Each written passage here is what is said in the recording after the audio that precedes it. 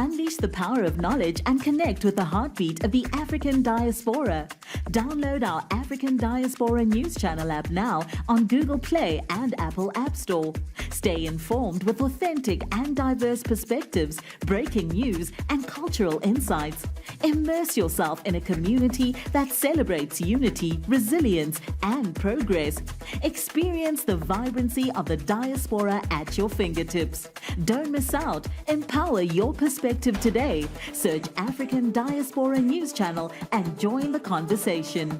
A South African woman shares a story of what it is like to live and work in Denmark as a Black woman. Watch this clip and we'll come back. Hi, my name is Ada Matsase, and as we speak right now, I'm based in Denmark, and I've been terminated without notice from my employer. And this is not just my story, it's the story of many women, Black women, people of color, male, female, of people that leave their home countries to try find greener pastures for their children and their future and to gain new experiences. It just goes to show that sometimes the grass is not always greener on the other side. 2 years ago, I got a job at the Lego Group, and they relocated me to Denmark. It's an opportunity they presented me. I had a good job in South Africa. I had a good paying job in South Africa. I had a vehicle. I had my own little apartment. My daughter was attending a good school, and then we moved 2 years ago to Denmark thinking it was going to be a great opportunity for her, and also to pave the way for other Black South African women who also want to make an impact on a global stage. And if I could have paved that way, I could have done so. But what I've experienced has been bullying, harassment, discrimination on the basis of disability, and I have all the proof, the emails, the recordings, and all the evidence. And I laid formal complaints to my managers at the workplace, and through the various whistleblowing compliance lines internally, I told anyone who would listen internally that there is a problem.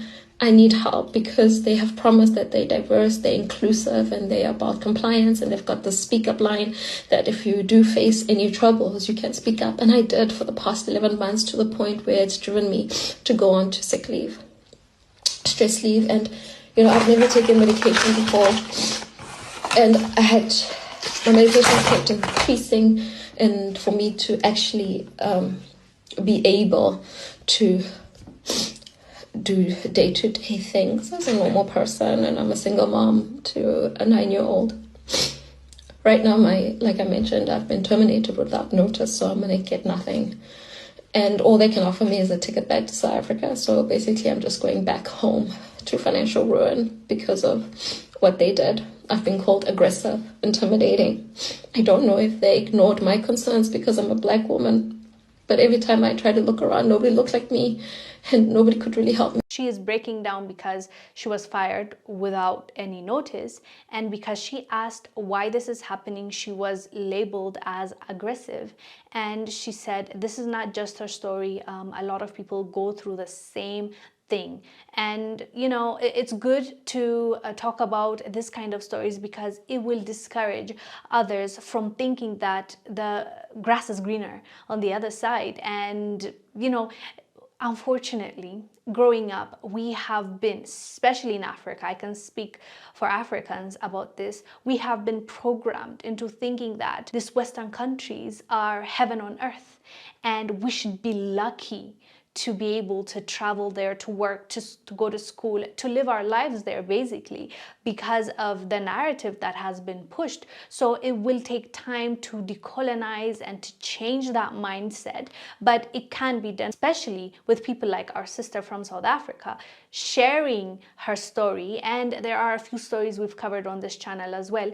It will open people's eyes and understand that it's not what they're, selling. Like, don't buy it. You can do what you need to do where you are and build yourself and your community. Unfortunately, this happened to her, and this is a story of many women and men that travel in search of greener pastures, and they're not treated well. They're discriminated against, and they're treated like second-class citizens. But if we have this information beforehand, you get to choose. You get to decide based on the facts. Anyways, fam, let us know down below what your